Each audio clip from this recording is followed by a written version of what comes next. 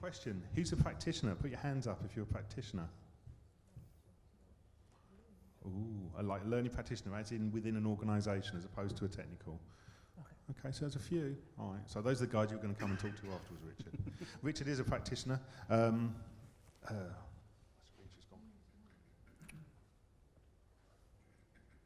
Sorry, I've lost my notes.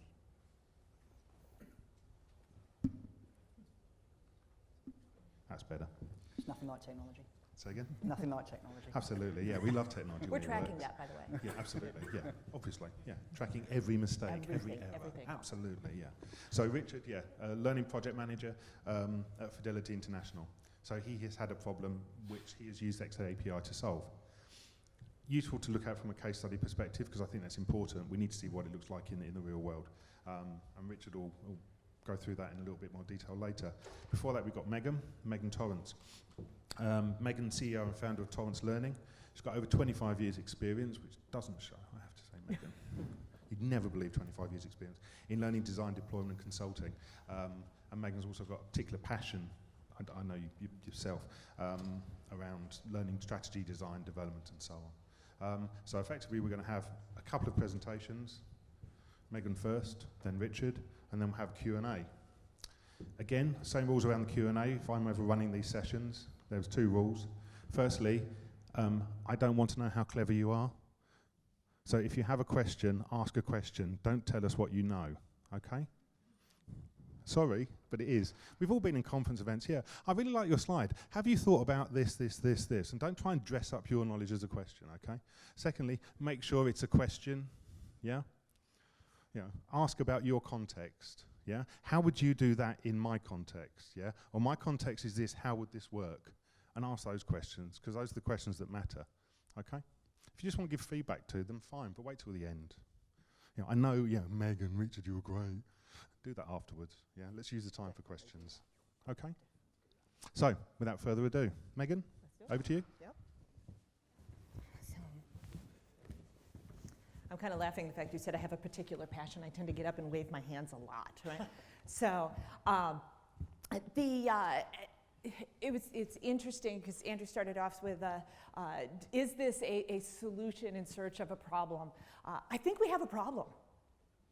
I think in L&D we have a problem. We have really crummy data, right? So I really want to talk about the plumbing underneath. My real big hope is that in 5 years, nobody talks about the plumbing. Right? So I am actually going to take a cue here from Andrew and ask a couple more questions. So those of you with your hands up, right, let's do this again.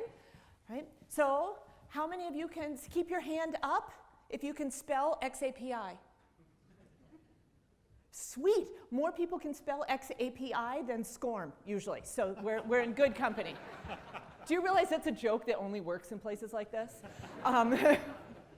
Really popular at parties. Okay, now keep your hands up. Keep your hand up if you know what the X stands for. Okay, right? The X stands for experience. This is not the LAPI, the LAPI, which sounds kind of dorky. This is the xApi. We're talking about learning and performing experiences, so that's important. Keep your hand up if you have sent an xApi statement. Okay? Right? Keep your hand up if you have actually received an xApi statement in a learning record store. Ooh, a couple of hands went up, I think. All right, now, here's the fun one. Look around. Keep your hand up, or put your hand up, if you have made a decision based on xApi data in a learning record store. Okay, all right, not bad, not bad. We're getting there. So I'm really, really interested. The microeconomic nerd in me is super interested in technology adoption cycles, so I do this before every single session that I do on xApi, because I think that it's fun to watch, right? The human version of infographing. At this point, you may have a number of questions, and between Richard and I, my hope is that we have answered a bunch of these questions by the time we get done with this session, and if not, by all means, we're happy to answer questions, and there's a gob of people in the expo who can help you with that. Anybody recognize this? Google Analytics, right? It's a really old screenshot. Anybody see the year on this? right? 14, right? So, and this is not the first Google Analytics screenshot, right? Great data exists everywhere. In fact, I would argue that most of the functions in your organizations have better data than you do. This has been free for about a decade, right? Crazy deep data about what's going on your website. Your salespeople have crazy awesome data about every interaction with every customer and every purchase. Okay. This is Khan Academy. Right? My poor daughter, there's the thing only second as bad as having a teacher as a parent, as having a learning data nerd as a parent. And I'm constantly looking over her shoulder saying, can I take a screenshot of that dashboard? This is crazy awesome, right? Think about this, right? I can tell you that my daughter was struggling with solving sinusoidal equations. To me, it sounds like a head cold, but I know at what level she's struggling with this. This is super awesome. The crummy part, her math teacher doesn't see this because her math teacher's using a different LMS. She transfers schools. You know what they do? They print and fax, or if they're very high tech, they PDF, a transcript that says math B. That's it. That's all the new school gets. Right? That's what happens when you move from one platform to another. Right? That's not just schools. Right? It happens in corporate learning. Raise those Fitbits high. All right. Oh my gosh. More Fitbits than people who've sent xApi statements. Awesome. So, all right, you have better information about your personal health and well-being than your learning management system probably has about what you're doing in there.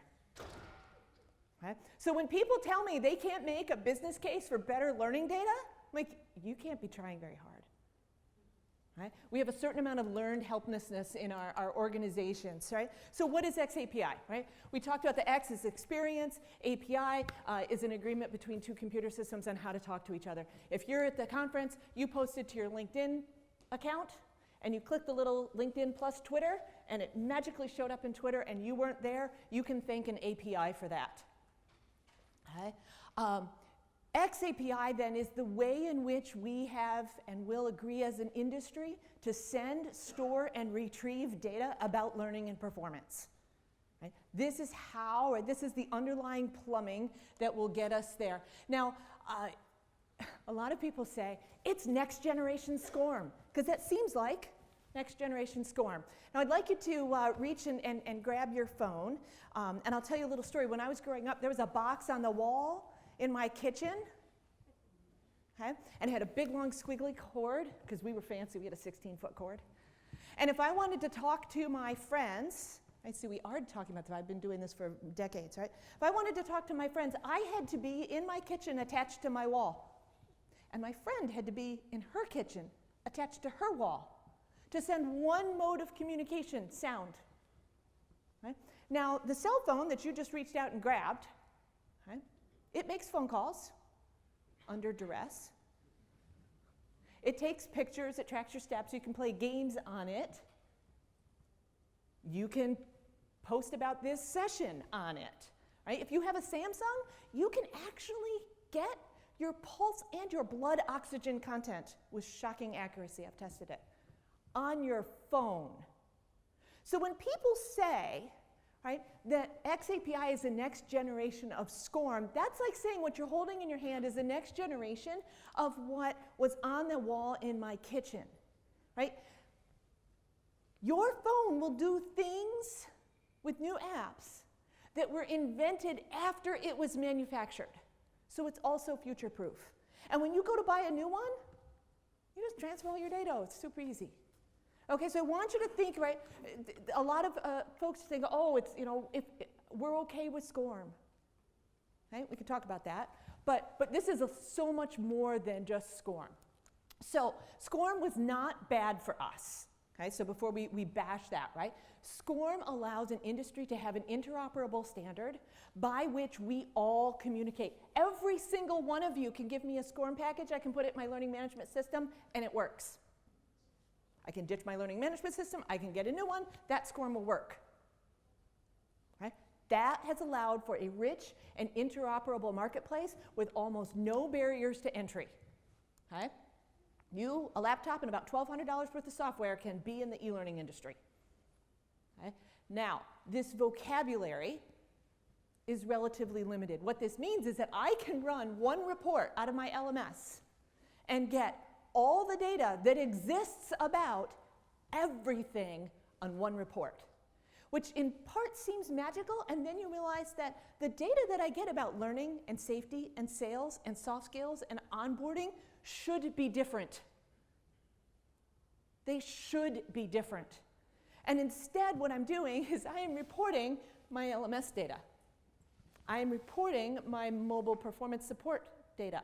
I am reporting my mentoring tool data all separately. So I have these data silos rather than leadership wherever it happens and safety wherever it happens. And that's just the learning data, right? So SCORM has been good for us. It's why a lot of us are here. Okay? But this is the problem that we have, Andrew, right? It's pretty limited, and we've gotten really used to it. So think about SCORM in this nice little package, right? These very interchangeable packages. xApi, instead of a vocabulary, it's a grammar. And with a grammar, I can say anything I want to. So if you think about, right, the difference between a nice, neat, bundled up package that pretty much looks like everything else, right? I make zip files for a living. That's exciting, right? xApi is like the Lego store.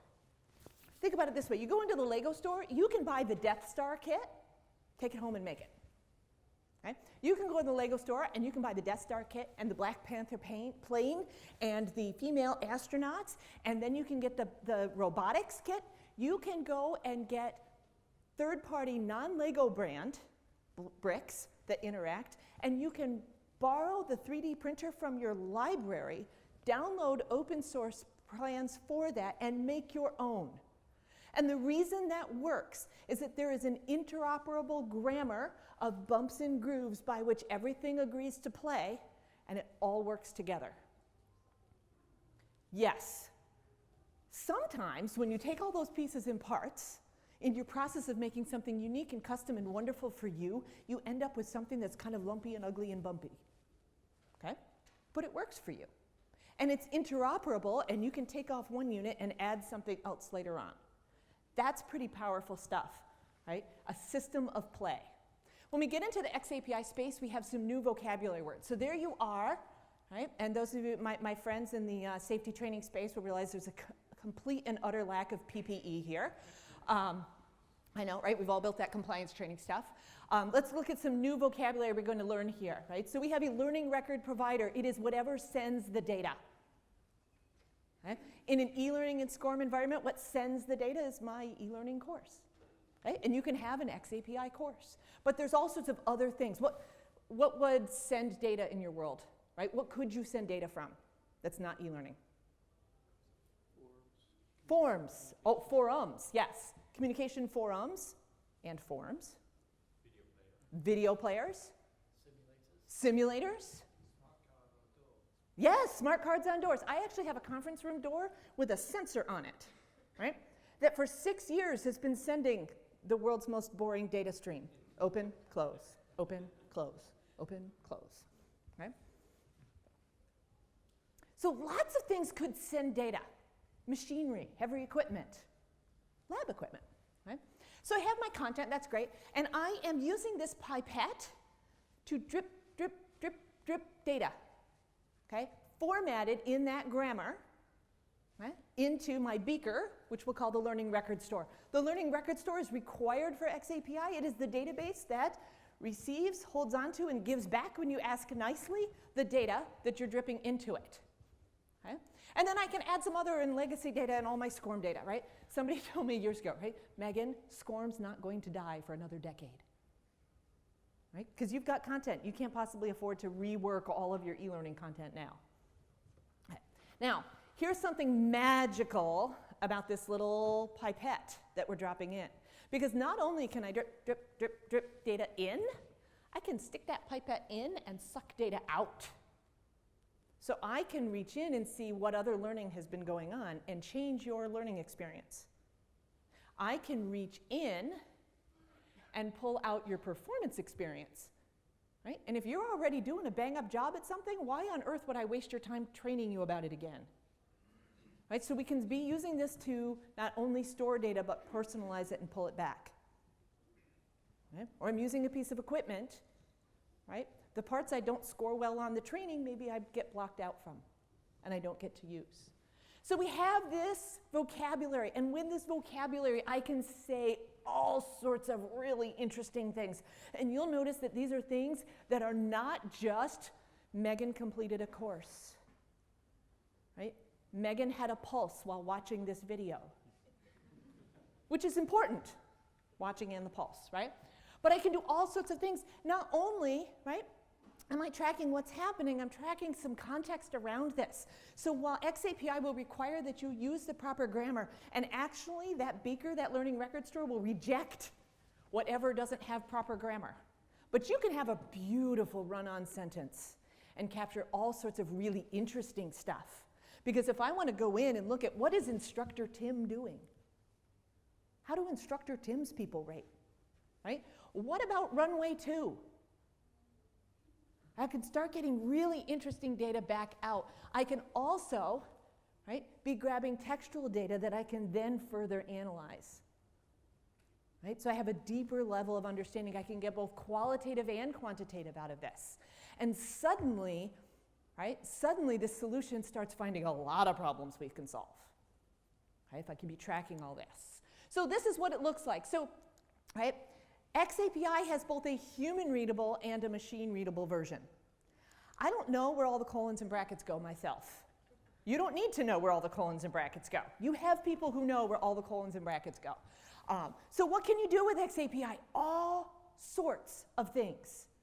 You can do a lot of things with xApi. In fact, you can do all of the things that we've all been talking for a couple decades we should be doing.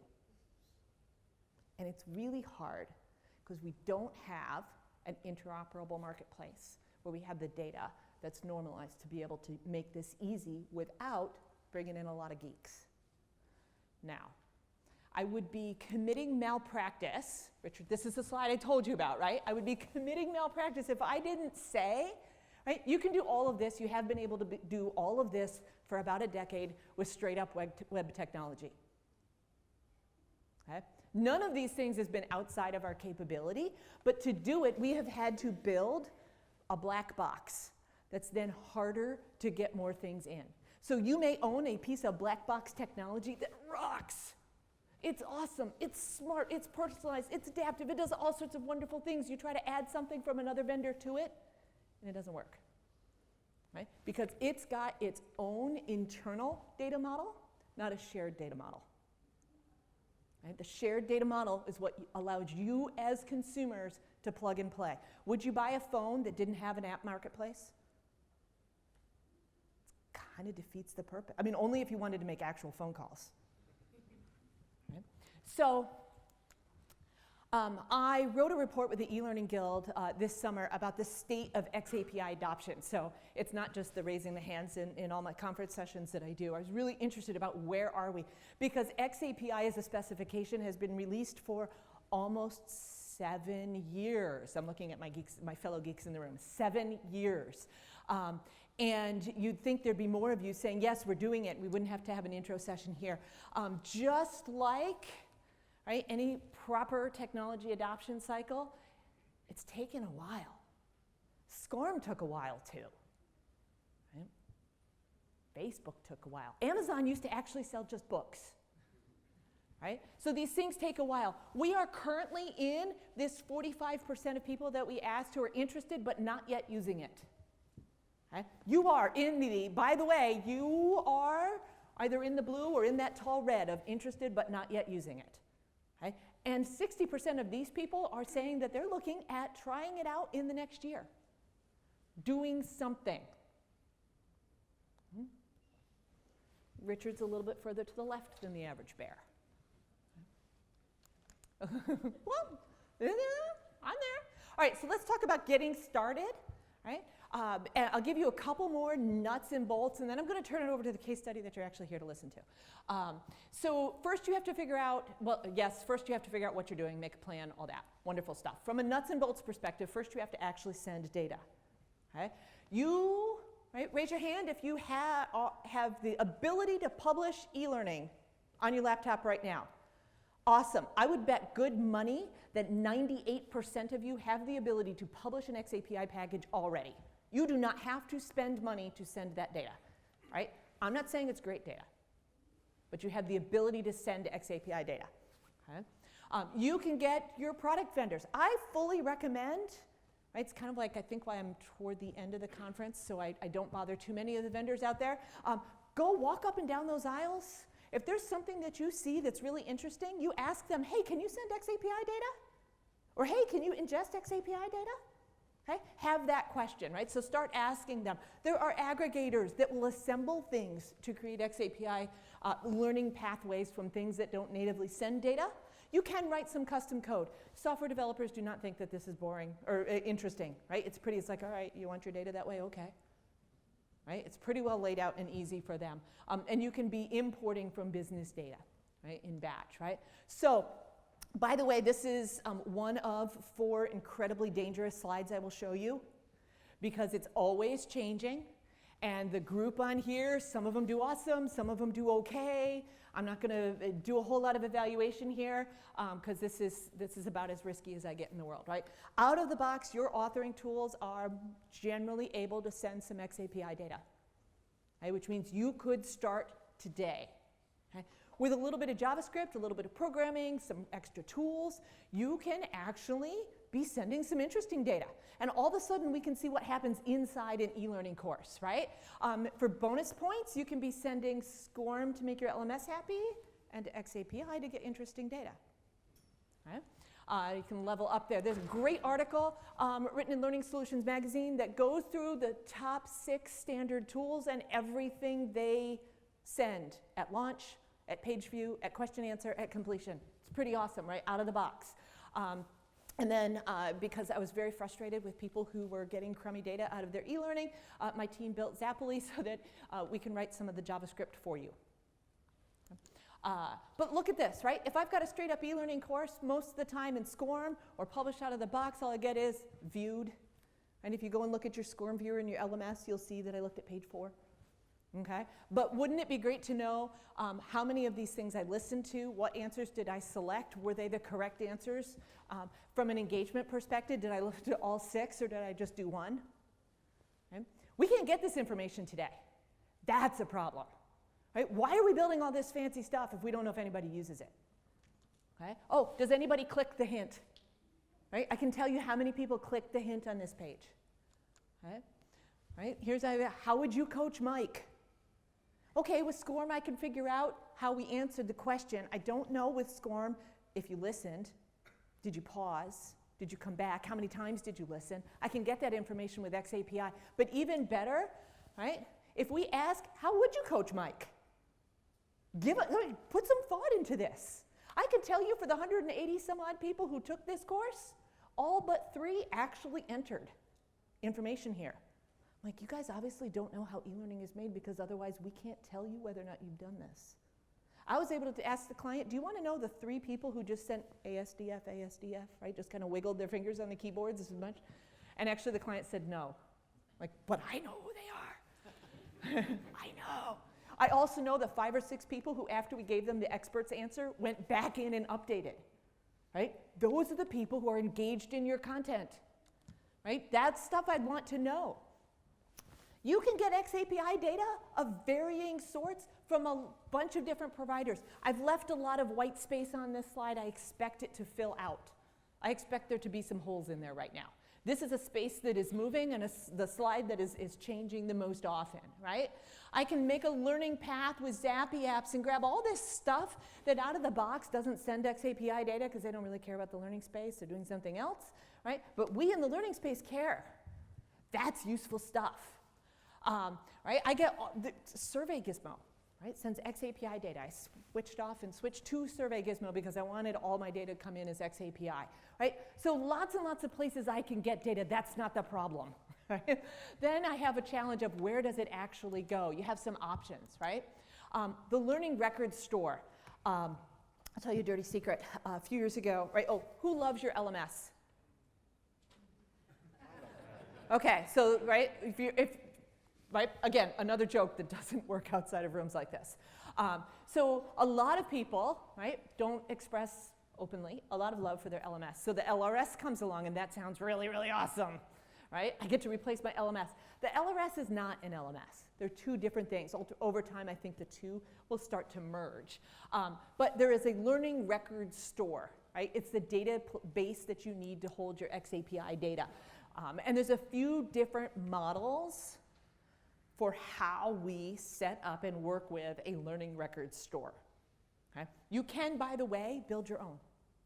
Right? It's open source, it's out there, rock and roll. Most people wouldn't. Most practitioners, right, to use Andrew's terms, right, would not go and build one from scratch. But if that's your thing, rock on, right? It's totally possible. It's not the mystery, it's the package that comes around it, right? So there's a few ways to do this, right? So let's start with the basics.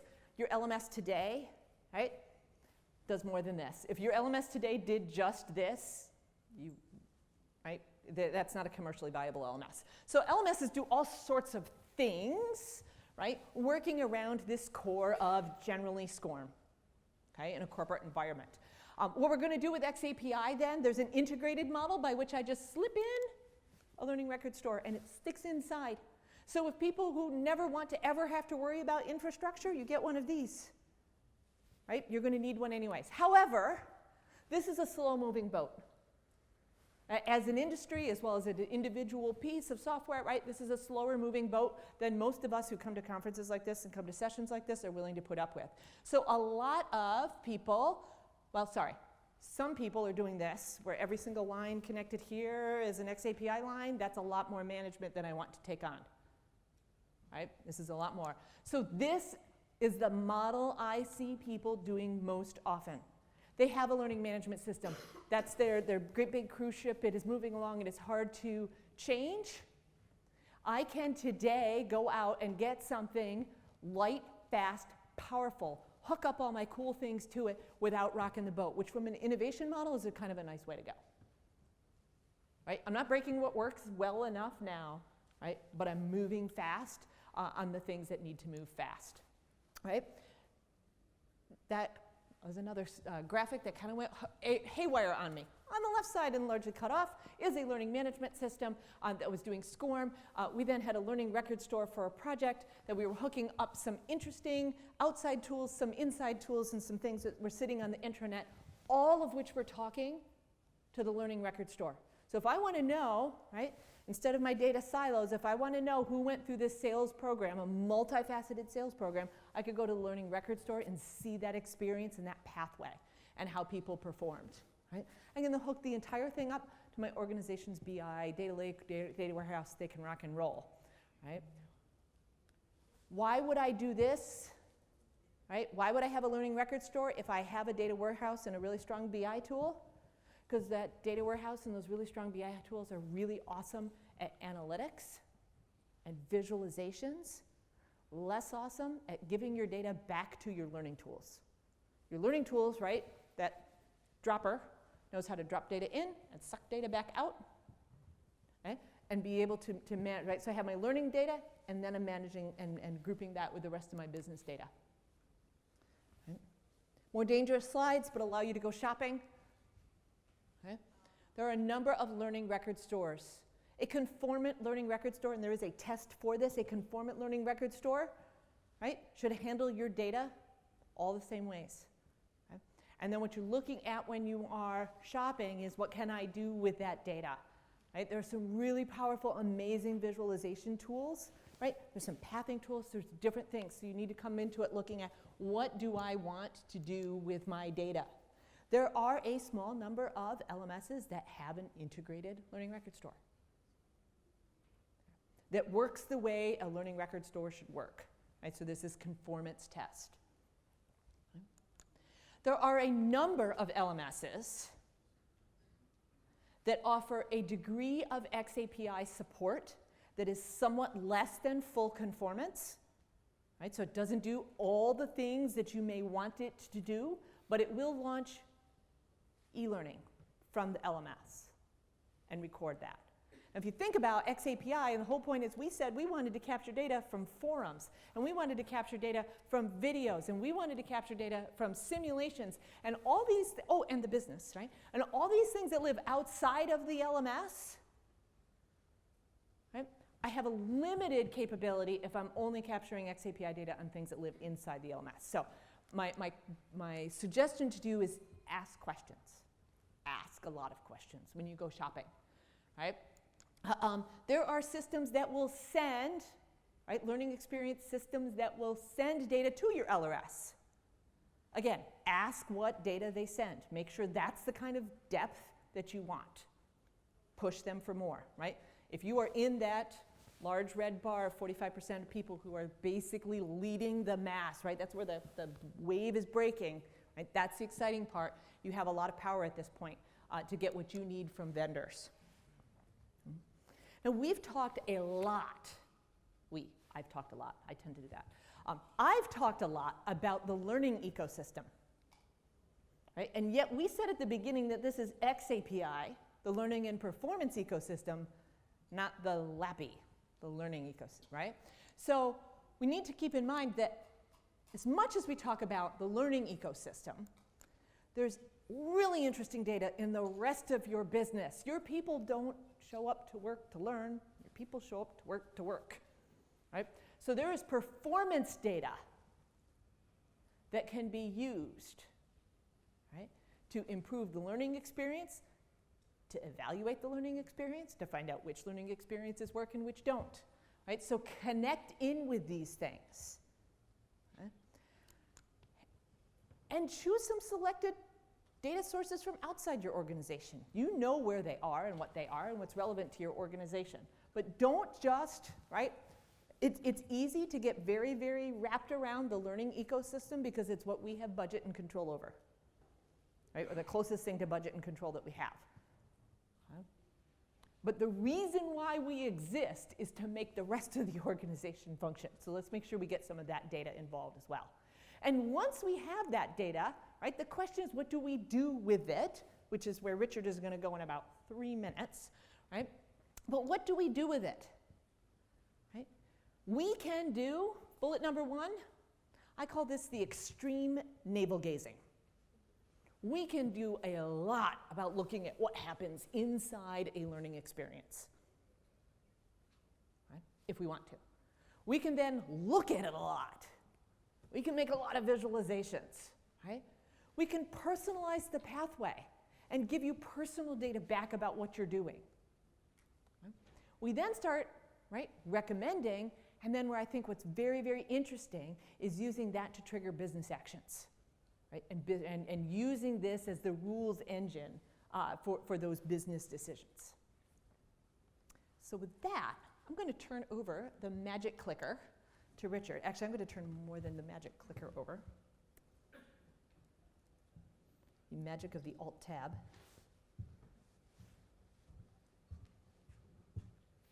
Thank you. There you go. Yeah.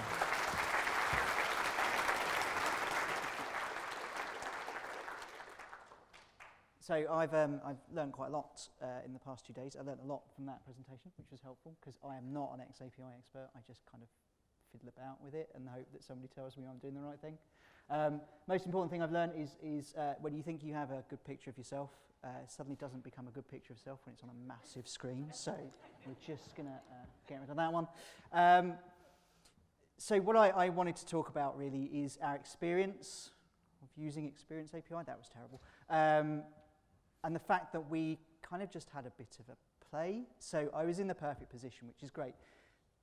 But I want to kind of come back to the bit, Megan, you mentioned about other departments having so much more data than you have. Within Fidelity, at the moment, we are having a massive push on cleaning our data and making better use of our data, creating data lakes, etc., etc. And I don't believe for a second that we're the only organisation that's going through that process. You know, data is becoming ever more important if we're going to be successful businesses. So if you ever want to do a business case, the easy way is to say, well, hang on a minute, you're telling me data's valuable, haven't got any. So maybe we need to start collecting it. And collecting data in learning is actually cheaper to do than it is to collect data in lots of other parts of the business. So actually you're asking for less money to do the same thing, which is always a good thing. So I just wanted to kind of go through the right way of data and then tell you that that is not what we did. Oh, certainly not what I did. So blank sheet of paper, right? Happy world, you've got nothing already, and you start to think about what you want to change, what do you need to do, what do you need to know, effectively, how are you going to find that out, and then how you visualize that, how do you make it pretty for those important people. And also, I can't do pretty, but I like looking at pretty. So what do you want to know, right? What do you want to measure about learning? What do you want to do MI reporting? Do you want to do program improvement? What is the purpose of it? What data do you want? How do you capture it? Are you happy to import spreadsheets into stuff? Or do you want to integrate stuff automatically through an API? Because you can just get loads of xApi data into a learning record store by putting it in a spreadsheet if you wanted to, if you can't afford to integrate it, or if you don't sometimes just want to go through the pain of data protection and all the rest of the stuff that you have to go through to kind of do it from a technical point of view. And then what technology do you need in order to enable you to do all of those things, which is the really important one, and can get quite scary. There were points, so that we created a 2-year program, and there were points in that 2-year program where I don't actually know how this all hangs together anymore, and I have to go back and have another look and check myself. But it's not too bad. So how did we get started? So as I said, we were really lucky. We went through a massive strategic shift at Fidelity.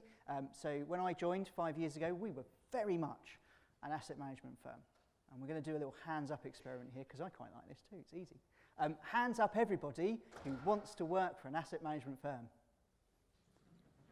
Yeah, my hand up wasn't going up either. I quickly learned I didn't want to work for an asset management firm. And I was, again, really lucky because we went through a shift and we realised that actually we're not an asset management firm, certainly not in the UK. What we are is a retirement provider, right? The only reason we've got any money is because people save for retirement, right? And we invest it into funds that we create. But actually, we also create products. So we do pensions, we do ISAs, we do all sorts of savings accounts, right? And what we really try and do is help people have a better retirement, right? That's the purpose of what we do. And I can work for a company like that. It's a nicer place to be. But we've got a lot of people, right, who think we're an asset management firm. So we've got to shift that culture away from being an asset management firm to being a retirement provider, to putting our customers first and understanding what retirement planning means and what it means outside of our own little bubble of products that we offer. What else can people use and the broader context of that?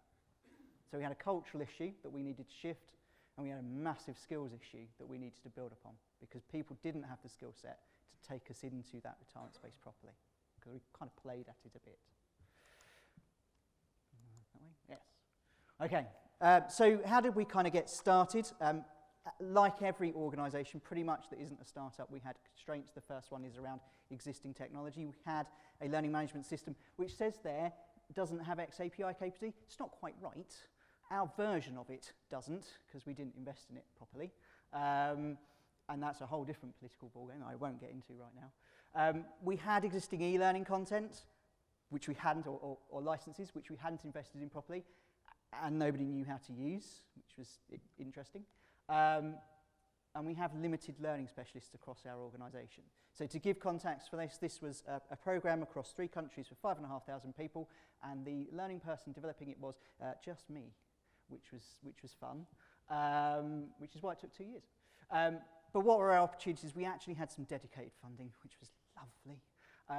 And I wasn't under pressure around return on investment or return on expectation because this was the first non-mandatory programme we had. So there were just no expectations, right? We had no benchmark. There was a really strong desire from our senior leadership team that we needed to do things differently. We had a new managing director. We had a relatively new senior leadership team who were very much focused on learning. I had an incredibly passionate working group of specialists from across the business who were happy to get involved on the side of desk piece.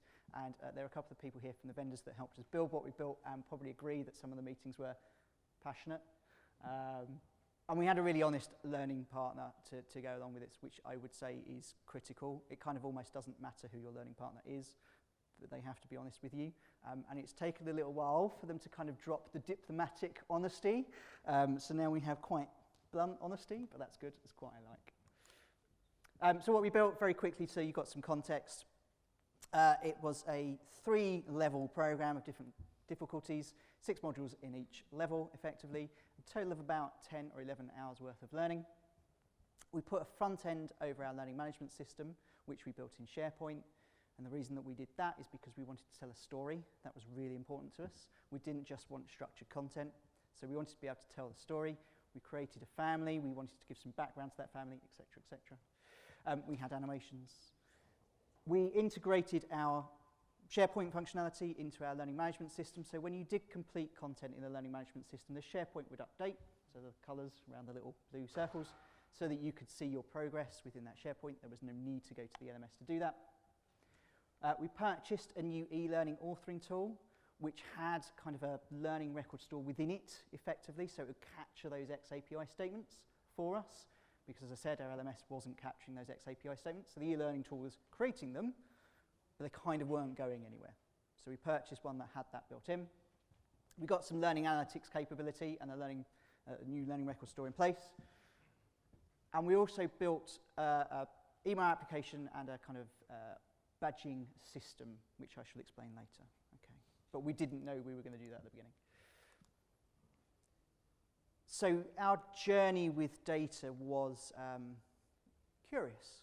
Right? We kind of didn't know what data we needed, so we just went with, well, we'll get as much as we can get, because that sounds like a good starting point. We knew it was going to be really important because we'd never done anything like this before, so this was the first non-mandatory program we ever had, so we needed to work out what wasn't working and then change it to what would. We knew we had to be efficient in the way we captured data, because as I said, we are learning resource light, so if we just spend our time moving data around, that's not very helpful. But as I said, we had no real idea what we were going to use that data for. And it turns out that actually we don't really use it for measuring. We use it for lots of other things instead. So what can data do? We, as I said, learning light, we just don't have a learning culture, I would say, right? We have a hit you with a stick until you do it culture. That is not a learning culture, right? So our target was to shift that culture from being mandatory learning into curiosity. And it might only be a little movement, but a little movement is better than no movement. It was broadly where we needed to be. So we were focusing on engagement, 2-3 year program, 18 modules of learning, some of them as short as 20 minutes, right? And we're pushing people away at the end of those 20 minutes and saying, hey, come back, right? But the only way we can really communicate with our staff is via email, okay? So we could do a lovely launch communication at the beginning, and then they come in and they do their 20 minutes, and then they go away and never come back again, right? Because there's nothing that follows it up because we don't have the resource. So we needed a way of automating our communication. We needed a way of trying to push that curiosity piece. We didn't just want people to focus around the structured learning. We wanted them to go and do other things. And we needed a way of rewarding that curious behaviour. Because if you reward the curious behaviour, you're more likely to get more of it. Okay. So the kind of communication piece, we use the data that we're capturing as they get into our second level of learning to create these bespoke automated emails, right? So they are individual to every single person. They're sent once a month out to their work email address. And they talk about things such as, this is where you're spending your time compared to other people who are spending their time over here. You're spending your top 20 in this sort of thing. You're scoring this sort of stuff on these sorts of questions. You've got these badges, well done. You found this hidden content in our Sharepoint site. And then at the bottom, we're able just to put in some extra little links so we can change them every single month to something different to promote different things that are happening around retirement in our business. This is a really easy way of communicating to our staff, given that the only method we have is A, email, and B, the amount of people we've got doing it is one, me. Right? So I don't have to worry about it apart from once a month when I've got to change those links. Right? Everything else just happens. Okay? The rewarding piece, so xApi, the Fitbit one, hopefully this will reminisce and bring that back. We didn't want to reward completion. If we just wanted raw completion, then we'd have stuck with SCORM and that would have been easy, right? Because we could have gone, yes, you've done that course, have a badge. That's not very helpful. It doesn't really reward the right behaviours. So some of these badges, for example, might take 3 months to earn, and they're very much focused about people going back into the content. Some of it's redoing content, some of it's going in over a period of time and encouraging people to take breaks between learning so that they can put it into practice. Some of it is around finding hidden content within that we've kind of scattered across our Sharepoint site to get them back in and start exploring stuff and have the conversation about, oh, did you see the senior manager doing that really stupid thing where he admitted to singing to somebody quite famous, which he did, that we captured on video and hidden around so that we could get that conversation. Someone would say, no, I haven't seen that, where's that? They'll go and have a look, they'll watch the video and they're back on the Sharepoint site. Right. So that's what we've used our data for.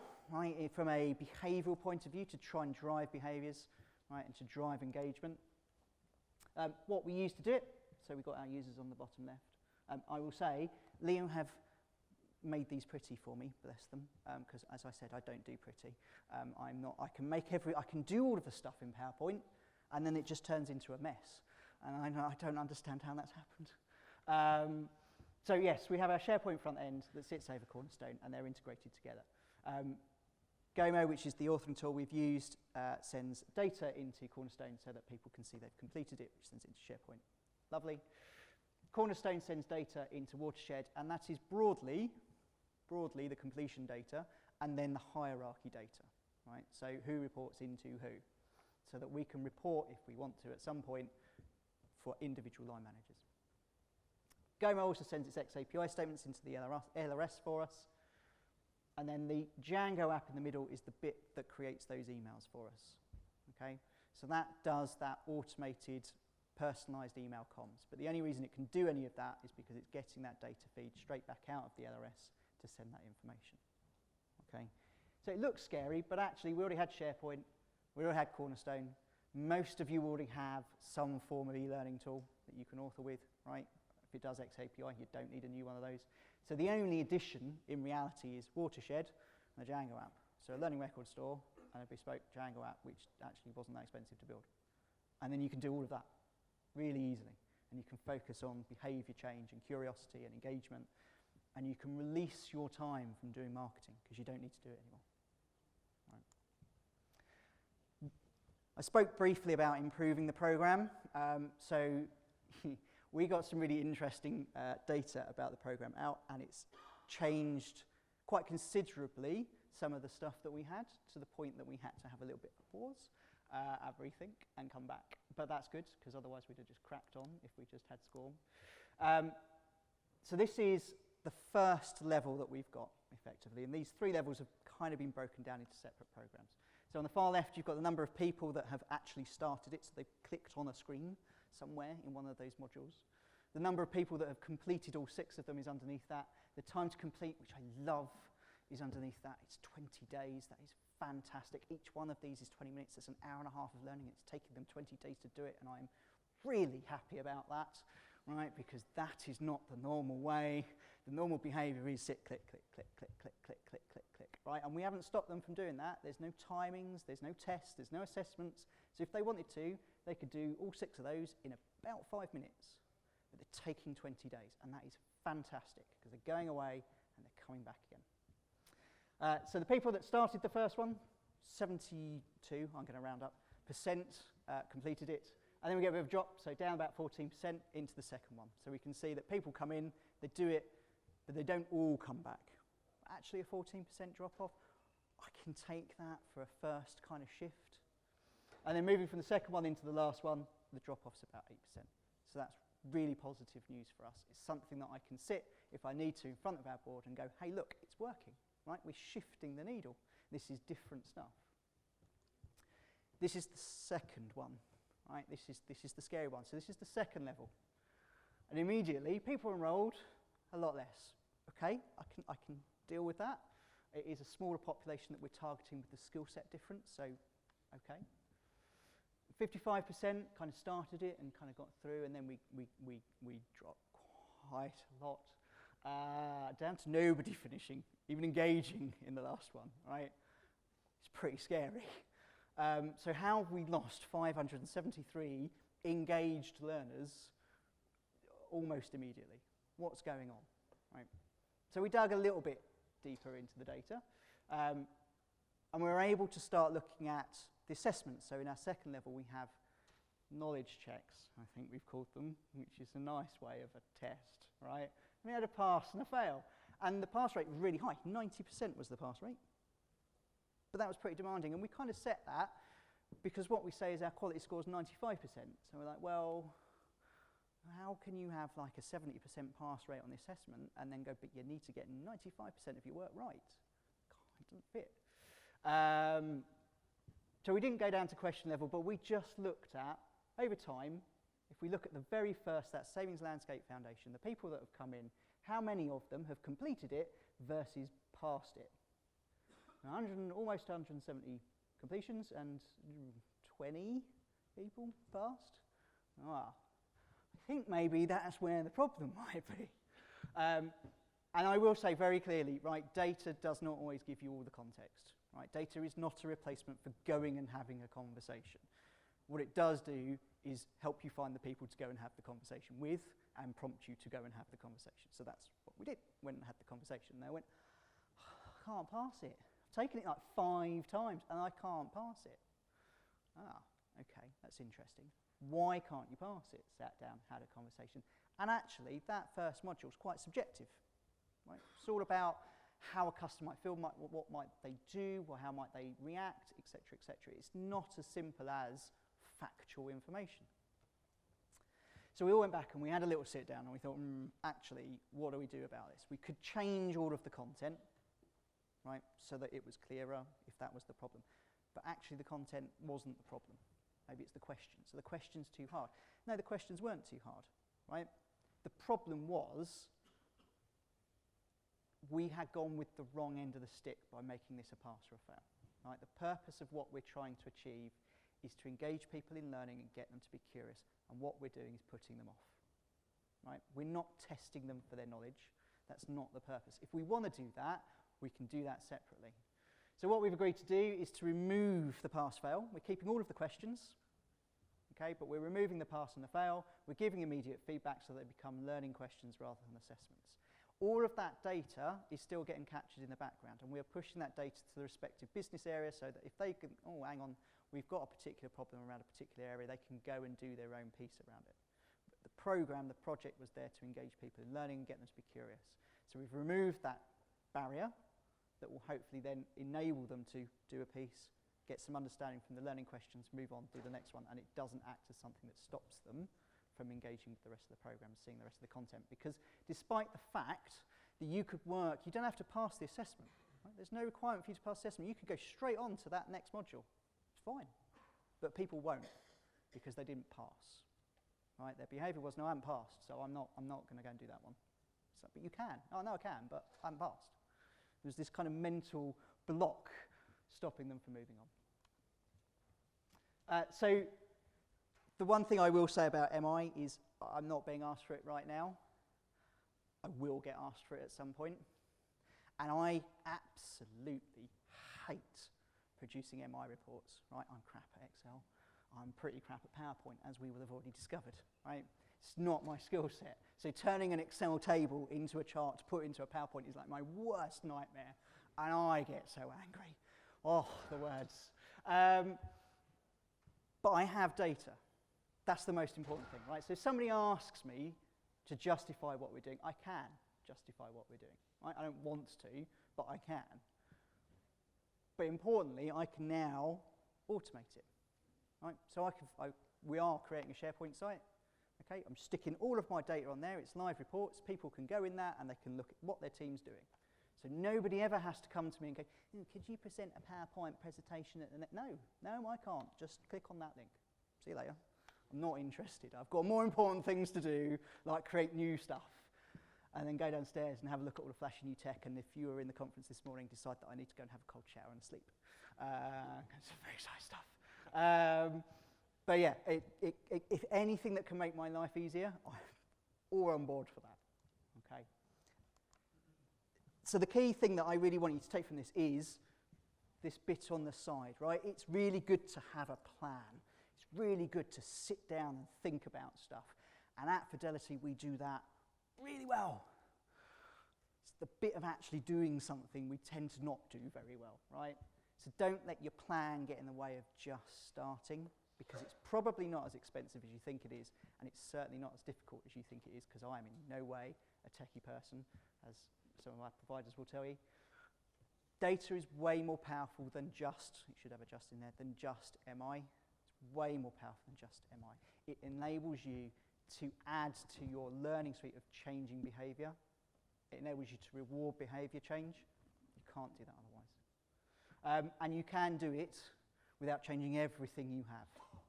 In fact, I'd recommend you do it without changing everything you have, because usually you've got the stuff because it kind of works all right, but it just doesn't do everything you need it to. And you don't want a system that does everything, because then it will do lots of stuff you don't want it to do, and you'll pay way more than you need to. So that's, yeah, the last thing I think you should take. All done. Hand over to you. Thank you very much.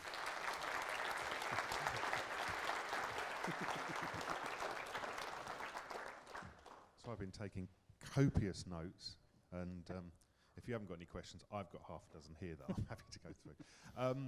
Questions? What do you want to ask these guys? Who's got a question? Looking round. Just want to see where the questions are. So, well, I've got to go for a wander. Okay. I'm going to break one of my other rules now. I never ever normally ask a woman, never normally ask a man to ask the first question. No ladies put your hands up. So. Oh, brilliant. Thank you. Sorry, guys. I always ask. Thing I do, I always ask. It was a great talk, thank you. I think this one is for Richard. Megan, if you want to answer this one as well, that's fine. My question is more about, you get your data, you generate your insight. How do you make sure it's actionable? And so you don't end up with a conversation that kind of falls flat. I think that's a really good point, because you do need actionable stuff. There's no point doing it otherwise. And it's around the questions that you want to ask is the key thing, is being very clear about what's important to you.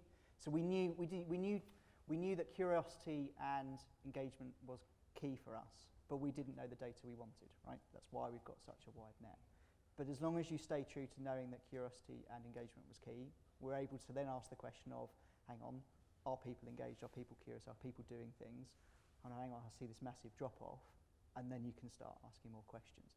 But you need to understand actually what's the real thing you're trying to achieve, and once you've got that, or what you're trying to change, once you've got that, you can then ask some very pertinent questions about it, but you need to start there. That helps. Cool. Thank you. Who else had a question?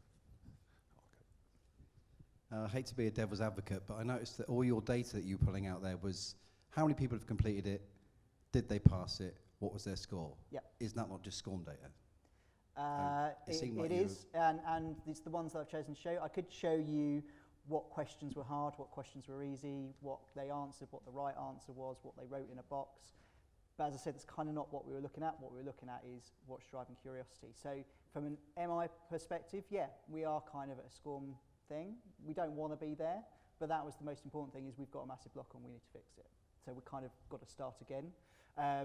From a use of data perspective, we couldn't use SCORM to drive, apart from 3, any of the badges we've done. For example, we couldn't use SCORM to drive the emails that we're creating.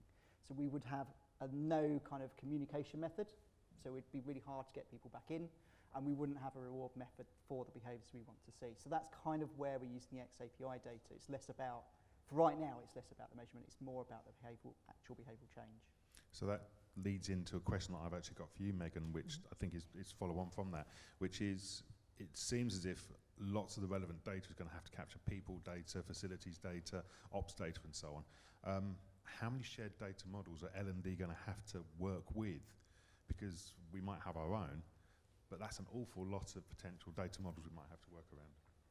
So there's a certain amount of data normalization, right? So if I am And the cool thing about xApi is actually built on the same data model that we're familiar with social media. So it's based on, the concept of it is based on the activity streams data model, right? So Megan posted a video.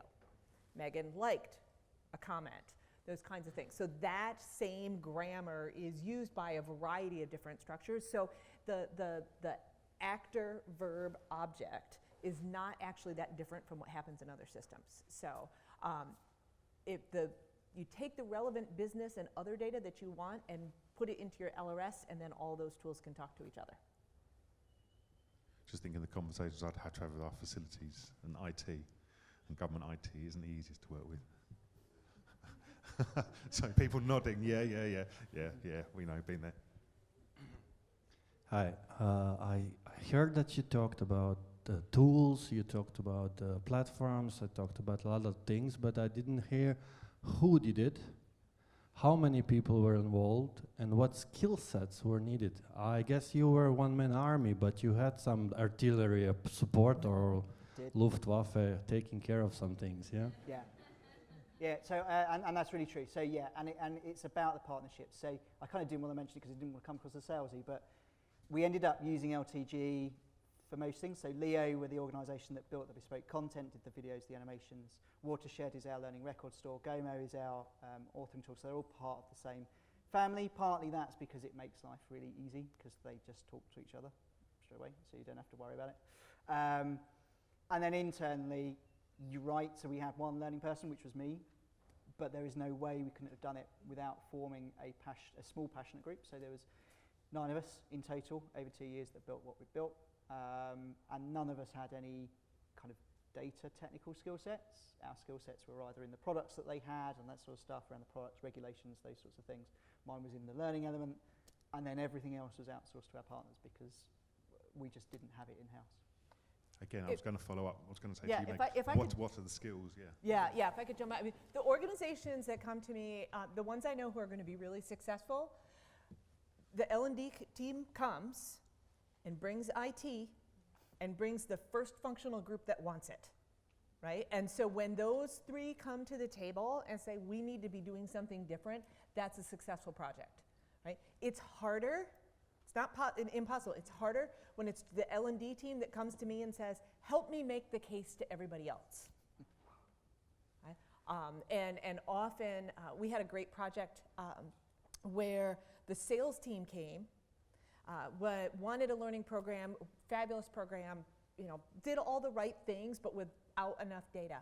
And we said early on, hey, would you like xApi? It's really cool. And the learning team on the side was like, yeah.